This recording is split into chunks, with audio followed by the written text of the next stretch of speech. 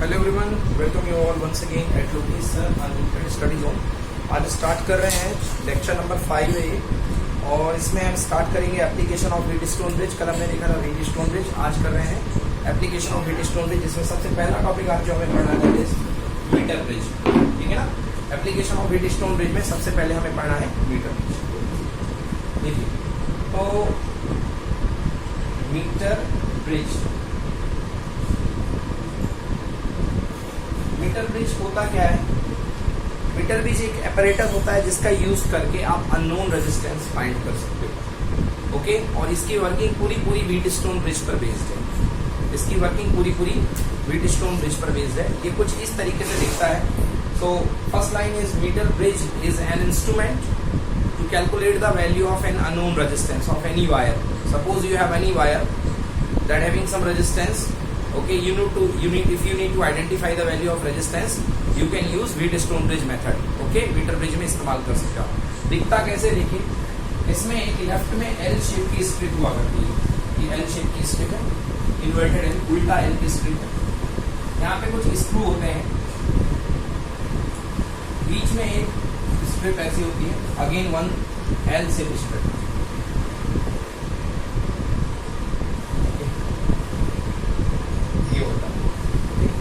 ये point A होता है, ये पॉइंट सी होता है। इसके बीच में एक 1 मीटर का वायर, 1 मीटर वायर इसके बीच में कसा हुआ रहता है, टाइट रहता है। ओके, इस 1 मीटर वायर के कारण, है ना, ये वायर किसका होता है? मैग्नी का, कॉन्स्टेंटन का। ओके, ये मटेरियल होता है इसका। ये 1 मीटर वायर के कारण इसका नाम होता है मीटर ब्रिज। ओके, ये देखो, अगर ये पॉइंट ए है तो ये पॉइंट भी क्या होगा? ए ही होगा। कॉमन पोटेंशियल जोन है, ये भी क्या होगा? ए ही होगा। ओके, इस पाए का नाम सी है। 3 स्क्रू, ये जितने भी ब्लैक स्पॉट में बना रहा हूँ, ये सबके सब क्या स्क्रू हैं। ओके, एंड देन यहां से external battery, source EMF E, okay, and plug E के, एंड सर्किट क्लोज्ड। ये बन गया अपने पास। ओके, ये अपने पास है व्हीटस्टोन ब्रिज। अब देखिए यहाँ पर क्या यूज होता है। यहाँ पर आप एक रेजिस्टेंस बॉक्स लगाते हैं।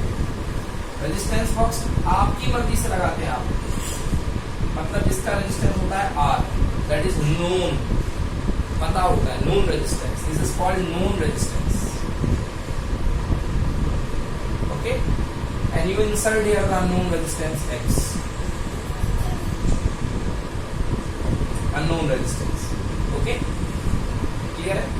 अब यहां से एक पॉइंटर होता है, इस पॉइंटर के पहले गैल्वेनोमीटर कनेक्ट रहता है। This is galvanometer, and galvanometer को होकर के पॉइंटर इस तार पे आप मूव कर सकते हो, स्लाइड करते हो उस पॉइंटर को, चम्मच के जैसा, है ना, जिसका आगे का सिरा नुकीला रहता है। That is called jockey. इसको क्या बोलते हैं? जॉकी, जे जॉकी। ओके, तो यहाँ पे एक जॉकी आप मूव कर सकते हैं। दिस इज जॉकी, यहाँ पे जो लगी हुई है ये है जे। ओके बेटा, इस पॉइंट का नाम बी ले लो, इस पॉइंट का नाम बी ले लो। Okay, yes. अब मैं यहाँ पे जॉकी लगाने का मीनिंग क्या है, पहले इस चीज को समझो।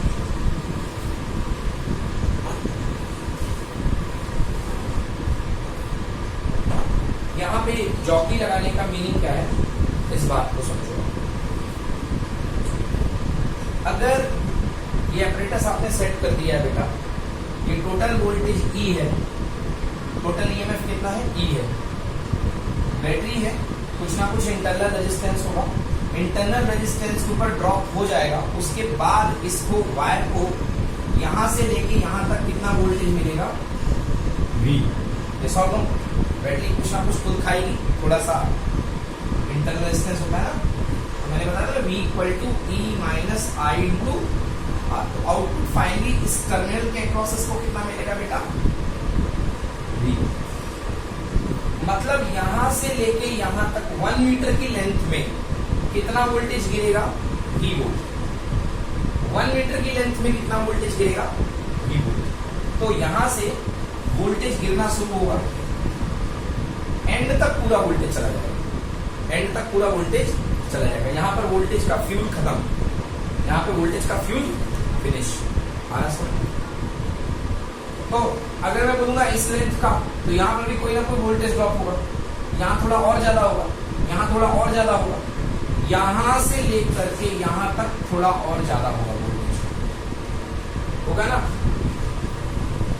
अगर जितना वोल्टेज यहां से लेके यहां का है, अब थोड़ा आगे समझो इसको, फिर क्लियर होगा ये। चलिए अब पहले इसको, इसका व्हीटस्टोन ब्रिज बना लो, फिर मैं तुमको समझा पाऊंगा जो मैं वोल्टेज की बात कर रहा था। देखो इसका व्हीटस्टोन ब्रिज, ए पॉइंट बेटा, सी पॉइंट, बी पॉइंट और ये डी पॉइंट। बोलो आया समझ में ना? इसको जे ही रहने दो या डी ले लो, कोई फर्क नहीं पड़ता, डी भी रहने दो। J for instrument and D for the point. Instrument जो लगा उसके लिए जॉकी यूज कर रहे हैं, और डी है पॉइंट। ओके, तो जी ए से लेके बी, ए बी, ये देखो ये ए है, ये बी है, ये भी तो ए है ना, ये भी ए है, तो ए और बी के बीच में क्या लगा? Resistance box. कितना? आर। ए से लेके बी के बीच में आप एक आर लगा दो, ये लग गया आर। ये बी है, तो ये भी क्या होगा? बी। और ये क्या होगा? सी। बी से लेके सी के बीच में क्या लगा है? X, unknown resistance X. Okay, then A और डी के बीच में, ये देखो ए से लेके डी के बीच में क्या है? वायर। उस वायर की लेंथ क्या है? ए से लेके डी। यस और नो? तो मतलब यहां का रेजिस्टेंस काउंट होगा ए से लेके डी का। तो यहां मैं लिख सकता हूं, यहां पे रेजिस्टेंस जो है that is the resistance of the wire R A D. Yes और no? R A D. And second, यहां से लेके यहां तक, डी से लेके सी के बीच में जो वायर लगा है that is R D C. अब बी से लेके डी के बीच में क्या लगा है? Galvanometer resistance. बी से लेके डी के बीच में that there is galvanometer resistance here. Okay, between B to D there is a galvanometer. Fine. Okay, and finally there is a battery between A to C along with a key. Suppose this is the key. Now circuit is completed, so now we can see here, we can realize this is the analog equivalent form. ये इसका Wheatstone bridge इसको दिखा रहा है, कि नहीं दिखा रहा है? अब कल मैंने क्या बताया था? At the situation of balance, the voltage at point B is equal to voltage at point D. So, at balance,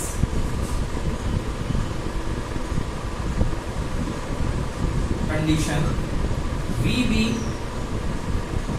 equals to VD. Balance point पे B का वोल्टेज D के वोल्टेज की क्या होगा जी? इक्वल।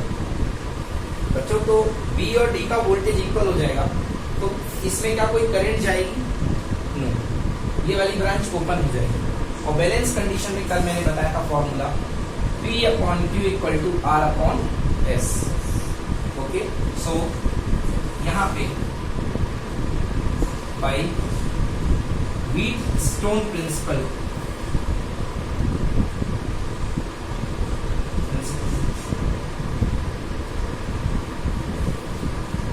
व्हीटस्टोन प्रिंसिपल के accordingly बेटा, जैसे ही इसका और इसका पोटेंशियल इक्वल हो जाएगा, उस समय गैल्वेनोमीटर से क्या कोई करंट जाएगी?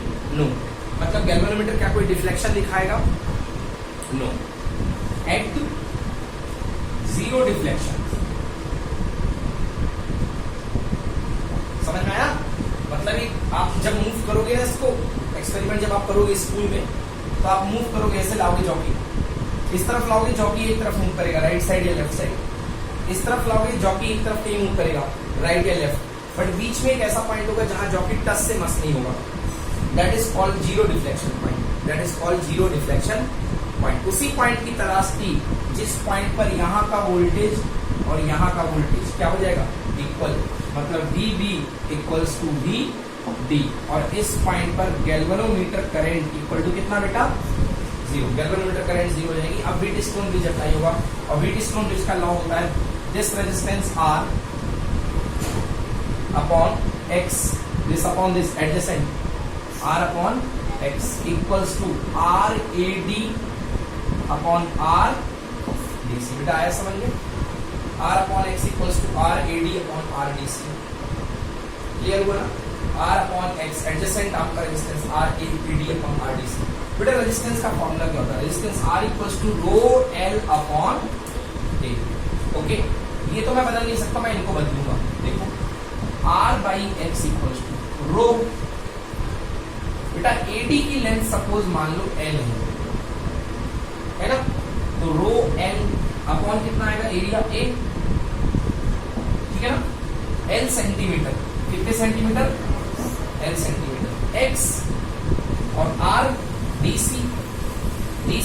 अगर ये L सेंटीमीटर है तो बेटा ये कितना बचेगा DC 100 माइनस L, क्योंकि 1 मीटर में कितने सेंटीमीटर 100, तो अगर ये L काउंट हो गया तो यहाँ का लेंथ कितना बचेगा, सिंपल।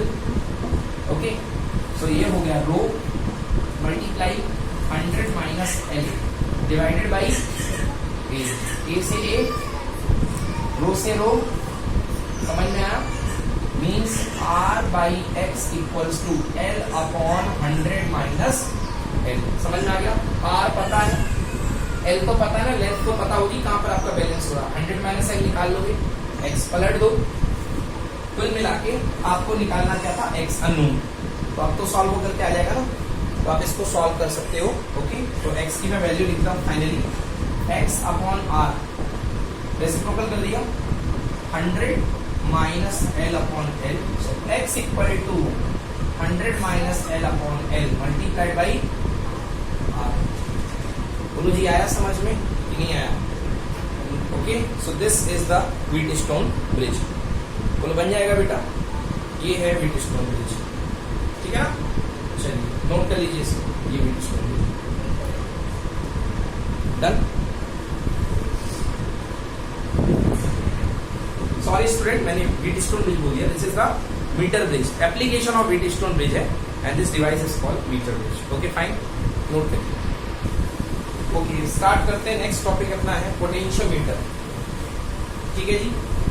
अब पोटेंशियोमीटर को समझने के पहले आप इस सर्किट को देख लीजिए पहले, ये क्या है।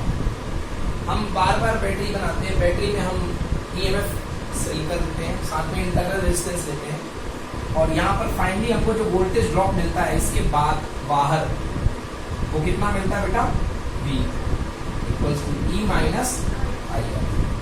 जैसे ही आप इस टर्मिनल यहाँ और यहाँ क्रॉस होते हो तैसे ही आपको V मिलना शुरू हो जाता है, मतलब इस सर्किट के अक्रॉस आपका क्या गिरेगा, V, क्या गिरेगा V।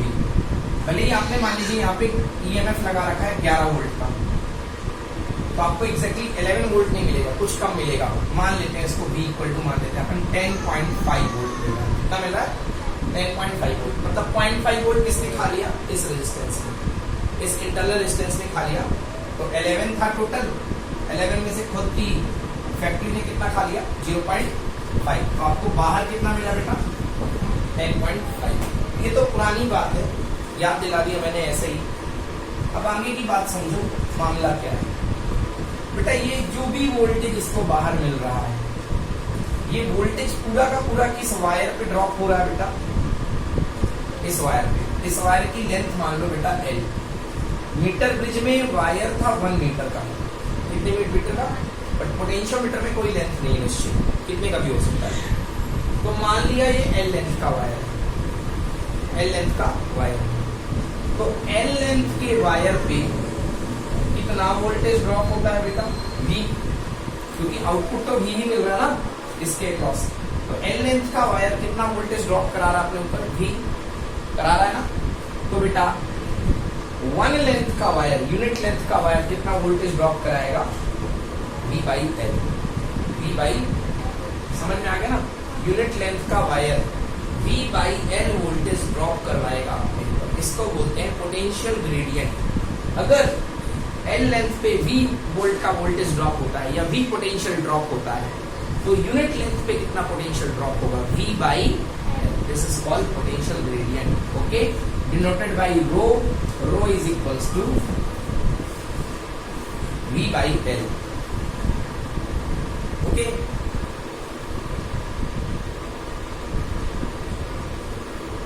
ठीक है ना। ये तो पोटेंशियल ग्रेडियंट हुई। अब बात करते हैं कि पोटेंशियल ग्रेडियंट ज्यादा होना अच्छा है या कम होना अच्छा है। पोटेंशियल ग्रेडियंट ज्यादा होना अच्छा है या कम होना अच्छा है। एग्जांपल देता हूं मैं।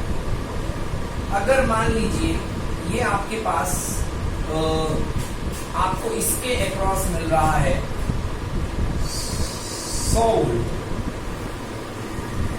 फाइनली बैटरी से कितना मिल रहा है 100 वोल्ट, और जो तार की लेंथ है बेटा वो है 10 मीटर। कितने मीटर है 10 मीटर। तो बेटा 10 मीटर पर कितना वोल्टेज गिर जाता है 100 वोल्ट। 10 मीटर लेंथ वायर का कितना वोल्टेज ड्रॉप करा देती है अपने ऊपर 100 वोल्ट। तो 1 मीटर वायर कितना ड्रॉप कराएगी 10 वोल्ट। मतलब वायर के इतने टुकड़े में कितने वोल्ट गिर जाएगा 10 वोल्ट गिर जाएगा, ठीक है ना।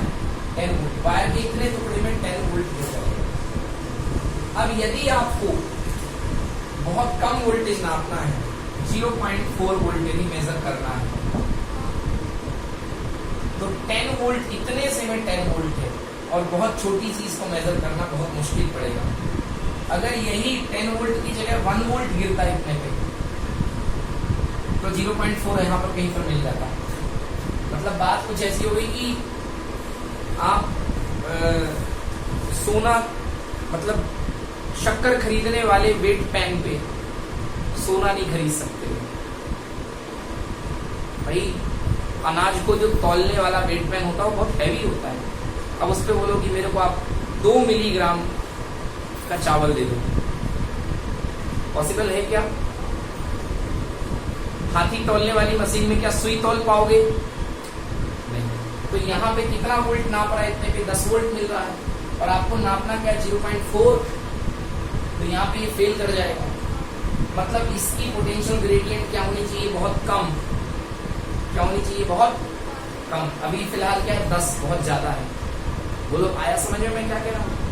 तो अच्छा पोटेंशियल मीटर बनाने के लिए पोटेंशियल ग्रेडियंट क्या होनी चाहिए, कम होनी चाहिए। समझ गया ना? तभी छोटी छोटी वैल्यू को सेंस कर पाएगा, नहीं तो छोटी वैल्यू को भी सेंस नहीं कर पाएगा। समझ में आया ना? तो एक बात हुई। अब दूसरी बात तुम ये समझो, यहाँ तक तो आगे चलो, अच्छी बात। अब ये देखो, जैसे मान लो मैंने यहाँ पे 100 वोल्ट की बैटरी लगाई है बेटा, यहाँ 11 था 100 मिला। ये जो मेन सेल है जो सर्किट को चलाता है बेटा, जो सर्किट को चलाता है मेन सेल, इसको बोलते हैं बेटा ड्राइवर सेल। क्या बोलते हैं? Driver cell. समझ में आएगा? और ये जो दूसरा सेल होता है बेटा, इसको बोलते हैं ऑक्सिलरी सेल। क्या बोलते हैं? Auxiliary cell. बेटा देखो ड्राइवर सेल कितने वोल्ट का है? अच्छा मैंने 11 लिखा है यहाँ पे, रुक जाओ बेटा, मेरे को इसको लिख लेने दो। 100 तो मिल रहा ना, तो मेरे को इसको लिख लेने दो 101। क्या लिख लेने दो? 101। क्यों लिख दिया? क्योंकि 101 में से थोड़ा कुछ कम हो गया होगा, इसने खाया पिया उड़ा लिया होगा, और कितना वापस मिल गया बाहर? 100 मिल गया। अब मैं यहाँ पे लगा रहा हूँ बेटा 40 का सेल, ऑक्सिलरी सेल, जिसका मुझे पोटेंशियल फाइंड करना है, जिसका मुझे पोटेंशियल फाइंड करना है। समझ गए ना? या बैलेंस करना है। अभी मान लो मेरे को पता है 40 है, अभी आगे की बात नहीं करूंगा, पोटेंशियल फाइंड करना मैं बाद में सिखाऊंगा। अभी मान लो मेरे पास 40 वोल्ट है, तो क्या होगा 40 वोल्ट? बेटा जैसे मैं जॉकी को, चलो जॉकी की अलग अलग स्टेजेस हैं बेटा, मैं जॉकी को यहाँ पे लेके आया था, बोलो कितना मिल रहा था? 10। इसका एक फोल्ड और मारो मेरे पलटा के यहाँ तक, बोलो बेटा यहाँ तक कितना मिलेगा बेटा? 20। जॉकी को अभी यहाँ लेके आ गया हूँ, अब और लेके जाओ बेटा यहाँ पे जॉकी को, बोलो अब कितना मिलेगा बेटा? 20। यस और नो? फाइनली जॉकी को मैं यहाँ पर लेके आ गया, बोलो यहाँ पर कितना मिलेगा बेटा? 40। समझ में आया? अच्छा देखो, वायर के हिसाब से यहां से लेकर के यहां तक का पोटेंशियल मैंने कितना बताया था? 40। अरे इतना 10 था तो 40 था, और ये नीचे भी कितना लगा है? मतलब ऊपर के सर्किट का भी 40 है और नीचे के सर्किट का भी है क्या? 40। अब क्या ये जो गैल्वेनोमीटर लगा हुआ है, मतलब मेजर किया जाए तो ये जीरो लाइन है स्टार्टिंग पोटेंशियल, यहाँ तक 40 वोल्ट का ड्रॉप हो रहा है, और इसके हिसाब से इसके क्रॉस भी कितने का वोल्ट का ड्रॉप हो रहा है? 40। तो क्या इसमें कोई करंट फ्लो होगी? नो। मतलब गैल्वेनोमीटर क्या दिखाएगा? Zero deflection. समझ में आ गया? जीरो डिफ्लेक्शन दिखाएगा। तो इस टेक्निक पर हम पोटेंशियोमीटर से काम लेते हैं। समझ गया ना? तो अगर अब आपको इस सेल की रीडिंग पता भी ना हो, 40 पता नहीं है, बट आपको पता चल गया कि ये L लेंथ पे बैलेंस हो गया। L लेंथ पे क्या हो गया? बैलेंस हो गया। ठीक है ना? ध्यान से देखना कौन सा फॉर्मूला लगाना। मुझे V निकालना है L लेंथ का, तो rho equals to V by L। तो V इक्वल्स टू कितना? Rho into L। मुझे ये पता है कि रो कितना है, L लेंथ मुझे पता चल गई ट्रेस करते करते कि 40 पे आ गया। तो रो में अगर मैं L का मल्टीप्लाई करूंगा तो मेरे को V मिल जाएगा ना? यस और नो? अगर L और बढ़ेगा तो V और बढ़ जाएगा। क्लियर हुआ ना? तो ये है थ्योरी, पोटेंशियोमीटर किस तरीके से काम करता है। तो आया समझ में कि नहीं आया? अब आइए पोटेंशियोमीटर का प्रिंसिपल डेवलप करते हैं। समझ में आया कि नहीं आया?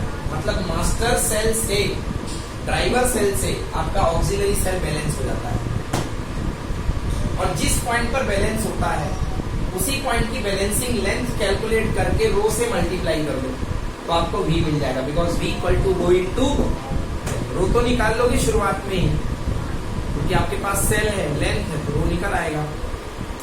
प्रिंसिपल देखिए क्या होता है बेटा, ओम्स लॉ जानते हैं भाई? Ohm's law, V proportional to I, V is equals to IR, V equals to I, R की जगह बेटा रो L अपॉन A। यस बेटा, इस सिस्टम में देखो पूरी करंट इससे कांस्टेंट होगी, इस बैटरी से जाने वाली करंट क्या होगी? कांस्टेंट। हाँ, क्योंकि कहीं भी पैरेलल सर्किट है नहीं है, सीरीज सर्किट है, करंट भी कांस्टेंट है। रो मटेरियल पे डिपेंड करता है, हमने कोई मटेरियल बदला क्या? नहीं बदला, ये भी constant. Area of cross section भी कांस्टेंट है, मगर हम इस सर्किट में लेंथ बदल रहे हैं। क्या बदल रहे हैं? लेंथ। तो V इज इक्वल्स टू, ये सारे के सारे कांस्टेंट बन गए और ये बन गया लेंथ। मतलब V किस पे वेरी कर रहा है? डायरेक्टली लेंथ पे। मतलब ये बता रहा है जितनी ज्यादा लेंथ लोगे उतना ज्यादा पोटेंशियल ड्रॉप होगा। जॉकी को जितना आगे मूव करोगे उतना ज्यादा पोटेंशियल ड्रॉप होगा। समझ में आया? This is the principle of potentiometer, V proportional to L। अगर करंट कांस्टेंट है तो V प्रोपोर्शनल टू L, बाकी चीज तो कांस्टेंट होंगी। क्लियर हुआ? ठीक है ना? तो यदि करंट कांस्टेंट है बेटा, दो बैटरी है, इसका नाम मैं लिख देता हूं, ये कैपिटल ई था, ये स्मॉल ई है। ठीक है ना? समझ में आया? अगर मैं इसका ग्राफ बनाता हूँ V और L के बीच का, तो यहाँ पे V ले लो और ये L ले लो, ये बन गया V प्रोपोर्शनल टू। ठीक है? तो क्या बनेगी theory? If the constant current flows through the potentiometer wire, if the constant current flows through the potentiometer wire of uniform cross section area A and uniform composition of wire material rho, मतलब wire में एक ही material है, fix शुरू से लेके अंत तक एक ही मटेरियल है, मतलब रो कांस्टेंट है। Then V proportional to L, V proportional to L। Clear है? बन जाएगा? यस, ये हो गया। ये डायग्राम आप बना सकते हैं, ठीक है ना? ये डायग्राम मेन है। एक और डायग्राम मैं आपको बना देता हूँ, बट ये बेस्ट डायग्राम यही है पोटेंशियोमीटर का। क्या रेजिस्टेंस कहाँ है? हाँ, तो कोई दिक्कत नहीं है। चलिए, आपने पूछा सर रेजिस्टेंस लगा देने से क्या फर्क होगा, चलो लगा देते हैं रेजिस्टेंस। हाँ, रेजिस्टेंस लगा देने से क्या होगा? आपने यहाँ पे एक रेजिस्टेंस लगा दिया,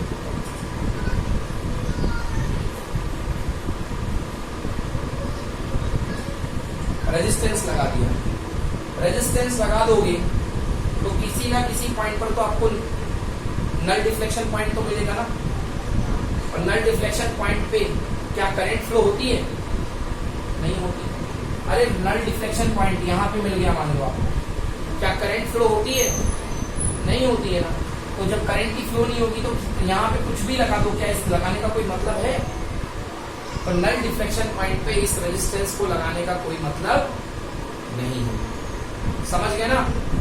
क्लियर हुआ? समझ गए ना? ये नल डिफ्लेक्शन पॉइंट, इसको लगाने का कोई मतलब बन जाएगा ना। चलिए अब इसके हमको एप्लीकेशंस करने हैं। तो पहला एप्लीकेशन है, फर्स्ट एप्लीकेशन लिखिए, comparison of EMFs using potentiometer. Comparison of EMF using potentiometer, first इसका एप्लीकेशन है comparison of EMFs using potentiometer. मतलब दो ईएमएफ है और दोनों ईएमएफ का हमें कंपैरिजन करना है यूजिंग पोटेंशियोमीटर।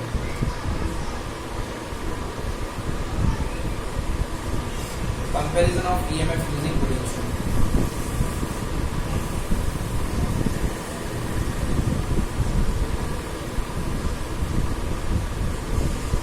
चलिए देखिए, इस सर्किट को थोड़ा सा मैं फिर से एक बार और बनाता हूँ, ठीक है ना, जिससे आपको अच्छा क्लियर हो जाएगा और ये पता चलेगा कि हम कंपैरिजन कैसे करते हैं। थोड़ा सा और बेहतर तरीके से बनाता हूँ। तो सबसे पहला ये मास्टर सेल है, driver cell, okay, driver cell है। इसके बाद आप यहाँ पे की लगा सकते हो इसको ऑन करने के लिए, ओके। देन यहाँ से एक आप वायर ले सकते हैं, ये फुल लेंथ का वायर होगा, ये फुल लेंथ का आपका वायर होगा, ओके। इस वायर का नाम है ए से लेकर के बी, ए से लेकर के, ठीक है ना। कुछ लोग वायर को बड़ा कर देते हैं, आप भी कर सकते हो। कैसे? ए से लेके बी है, ये यहां पे लेके आओ, ऐसे घुमा दो,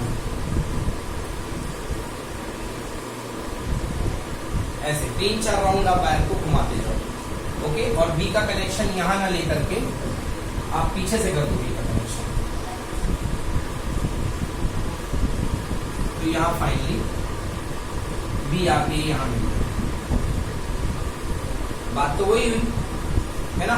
तो आपको अलग अलग डायग्राम आपको अलग अलग बुक्स में मिल जाएंगे, बट मीनिंग वही है। अब आप एल लेंथ को 4 बार फोल्ड में दिखाओ या 1 बार फोल्ड में दिखाओ, लेंथ कोई स्पेसिफिक नहीं है, कितना भी मीटर का हो सकता है, 100, 200, 300, 400 सेंटीमीटर, सॉरी मीटर नहीं, 100, 200, 300, 400 सेंटीमीटर, मतलब 4 मीटर तक का हो सकता है ना।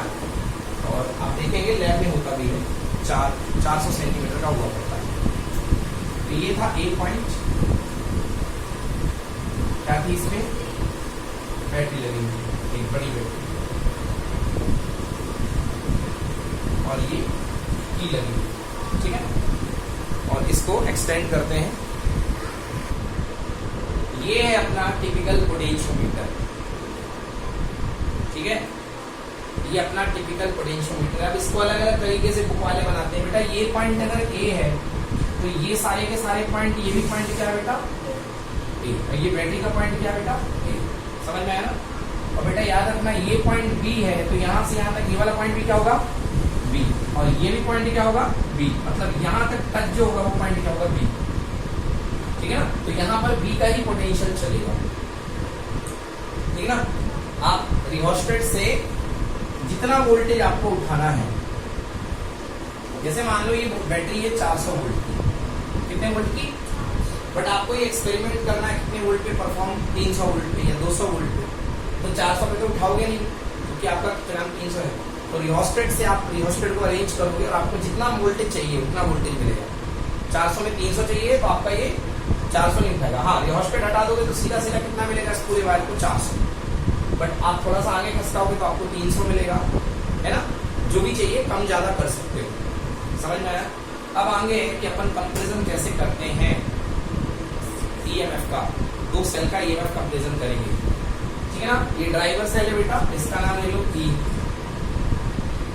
अब अपन कंपैरिजन करते हैं बेटा, देखो कैसे करते हैं। बेटा पहला सेल लेकर के आया है, फर्स्ट सेल, ये देखो फर्स्ट सेल लेकर के आया, फर्स्ट सेल का नाम है बेटा E1, क्या नाम है E1, फर्स्ट सेल का नाम है E1, और एक सेल और ले लिया बेटा E2, E1 की वैल्यू अलग है, E2 की वैल्यू अलग है। इसको मैंने रेजिस्टेंस बॉक्स से कनेक्ट किया, रेजिस्टेंस बॉक्स से क्या कर दिया बेटा, कनेक्ट कर दिया, ये देखो कनेक्ट कर दिया, इसको भी डिस्कनेक्ट है, ये रेजिस्टेंस बॉक्स से कनेक्ट है, और रेजिस्टेंस बॉक्स के बाद क्या लगा होगा बेटा, गैल्वेनोमीटर, क्या लगा होगा, गैल्वेनोमीटर, लगाया था कि नहीं लगाया था, और यहां से जाएगी जॉकी, मान लो कहीं ना कहीं जा करके ये जॉकी बैलेंस हो गई, कितनी लेंथ पे, L1 लेंथ पे, कितनी लेंथ पे, L1, फर्स्ट सेल के लिए, और first cell E1 proportional to L1, बोलो हाँ, अरे V proportional to L, but यहाँ पे हम E ले रहे हैं, EMF और करंट जा नहीं रही है, मतलब सर्किट ओपन है, तो सर्किट ओपन में क्या मेजर होता है, EMF, अगर सर्किट क्लोज होता बेटा करंट नहीं जा रही ना, डिफ्लेक्शन जीरो है ना, करंट जब तक सेल करंट ना जाए अपने अंदर से तो क्या मेजर करेगा, EMF, मतलब ओपन सर्किट है ये, भले कनेक्शन है इसके बावजूद भी क्या है, ओपन सर्किट। जैसे कि दो पानी के लेवल है, आप पानी के लेवल सेम है तो भले इनको जोड़ दो तो ना इधर का पानी इधर आएगा ना इधर का पानी इधर आएगा, भले वो जुड़े हुए हैं, क्योंकि इनका लेवल सेम है। तो ऐसे ही यहाँ पर यदि जीरो डिफ्लेक्शन मिल रहा है, कोई लेंथ है, suppose this length is L1, तो E1 proportional to L1, EMF major होगा, क्या मेजर होगा, EMF, तो E1 इज इक्वल्स टू क्या हो गया बेटा, KL1 या रो L1, जो भी लिखना हो, है ना, कुछ लोग रो लिखते हैं, कहीं कहीं पे K चलता है, रो चलता है, रो बढ़िया है, रो L1, रो आ गया समझ, ये पहला हो फर्स्ट। अब दूसरा सेल लाओ, पहले वाली बैटरी को हटा दो, इसको हटा दो, इसको इससे जोड़ो, अगर दोनों को जोड़ दिया तो पैरेलल का आ जाएगा, फिर पैरेलल कॉम्बिनेशन का है। अब इसको हटा करके इसको जोड़ दो, इस डॉट डॉट का मतलब ये पहले जब ये रहेगा तो ये नहीं रहेगा, समझ गए ना। अब इसको जोड़ दिया, इसको जोड़ दिया, अगर सेम वैल्यू होगी तो ये यहीं पर देता, बट अलग वैल्यू होगी तो इसकी जॉकी कहीं सेकेंड कंडीशन में कहीं और जाएगी, बोले यस और नो। सेकेंड कंडीशन में मान लो इस जॉकी की लेंथ कितनी है बेटा, L2, E2 proportional to L2, E2 is equal to क्या हो गया बेटा, KL2 और रो L2, सॉरी क्या हो गया, रो L2, रिलेशन नंबर 2 आया समझ में। दोनों को डिवाइड कर दे बेटा, E1 upon E2 is equals to rho L1 divided by rho L2, rho से रो कैंसिल हो जाएगा, so E1 by E2 is equals to L1 by, चलेगा कोई दिक्कत। सो ये यहाँ पे आपका जो हो गया पोटेंशियोमीटर से सेल का कंपैरिजन करना, क्या करना, सेल का कंपैरिजन। बेटा देखो आपको ये नहीं पता था ये कितना है, ये नहीं पता था ये कितना है, मगर ये और ये दोनों तो पता थे ना, ठीक ना। अब मान लो E1 अपॉन E2, पहला वाला आ रहा है 200 सेंटीमीटर और दूसरा वाला आ रहा है 400 सेंटीमीटर, आया, कैंसिल हो जाएगा कितने बार, 1/2, मतलब E1 upon E2 equal to कितना, 1/2, मतलब E1 वाला E2 वाले का डबल है, E1 वाला E2 वाले का डबल है, देख लो कैसे, ट्वाइस E1 इक्वल टू कितना, सॉरी E2 डबल है, E1 वाले उल्टा हो गया, E2 क्या है, डबल, ओके, यानी E2 is equal to twice of E1। Comparison हो गया ना, कौन किससे मजबूत है, so this is called comparison of cells, है ना, EMF, कंपैरिजन ऑफ EMF। तो आप इस पोटेंशियोमीटर मेथड से आप दो सेल को मेजर कर सकते हो। नोट पॉइंट क्या है, the balance point will not be obtained on potentiometer wire if the fall of potential along the potentiometer wire is less than the EMF of the cell to be measured। देखिए अब ऐसा नहीं होना चाहिए कि आपको कि ये आपका सेल है और ये आपका ये सेकेंडरी सेल है, ये ड्राइवर सेल है। अब ऐसा नहीं होना चाहिए कि आप इसको इतना मजबूत ले लें कि ड्राइवर पैसेंजर बन जाए। ये 400 है तो 400 इसके ऊपर बटेगा तो 100 अपने आप को 400 के ऊपर पोजीशनेट कर पाएगा, 100 अपने आप को बैलेंस करवा पाएगा। आपने ये रख दिया 400 सॉरी 100 वोल्ट और ये रख दिया आपने 200 वोल्ट, तो क्या रिजल्ट आपको मिलेगा? क्योंकि 100 वोल्ट सेटिस्फाई ये नहीं कर पाएगा, ये तो खुद 200 है। समझ गया ना? तो ड्राइवर सेल ज्यादा होना चाहिए हमेशा। ड्राइवर सेल का ईएमएफ क्या होना चाहिए? ज्यादा होना चाहिए। समझ गया ना? दूसरी बात, क्योंकि ये जो पोटेंशियोमीटर है ये नल डिफ्लेक्शन मेथड पे काम करता है, मतलब इस समय पे कोई करंट यहाँ पे फ्लो नहीं होती है, इसलिए ये एग्जैक्ट आपको बिल्कुल मेथड है, पोटेंशियल नापने की एग्जैक्ट मेथड है। समझ गया ना? The working of the potentiometer is based on the null deflection method, so the resistance of the wire becomes infinite. इस रेजिस्टेंस के बारे में बात कर रहा हूँ, इसकी। क्यों? करंट जा ही नहीं रही ना, क्योंकि जीरो डिफ्लेक्शन है, तो करंट जब जाती नहीं तो रेजिस्टेंस कितना होता है? इनफाइनाइट। मतलब ये as a open circuit treat होता है, एज ए ओपन, करंट जा ही नहीं रही है, इसलिए इसको आप आइडियल वोल्टमीटर के जैसे रिगार्ड कर सकते हो। Thus the potentiometer can be regarded as ideal voltmeter। आ गया जी समझ में? क्लियर हो गया ना? ठीक है ना? नेक्स्ट है अगला है यूज इसका कैलकुलेशन ऑफ इंटरनल रेजिस्टेंस। देखो, measurement of internal resistance, measurement of internal resistance.